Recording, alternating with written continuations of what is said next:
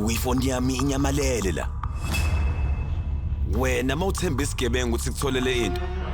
Ucabanga ukuthi lento izophinda itholakale vele. Mawukuthi uyithathile ifoni yami ngicela uyibuyise ngesihle. Emva kwalokho ngeke ngisabuza kahle.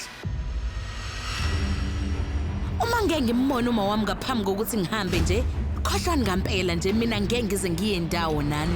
Lo muntu uvakashela insuku ezimbili nje kuphela la ekhaya. Kodwa usengibiza ngesela. Mina angizange ngicela umuntu ozongisiza. Weni lade bafa, awuthathe lamagundane uyowabeka kwendiza. Awucabange nje umuntu ebuyile emva kweminyaka emingaka yena futhi enjalo ofaka indodakazi yakhe emngozini. Thirdly ngomsombuluko kuze kube yisonto ngehora lesikhombisa ku Star Khanya kuphela.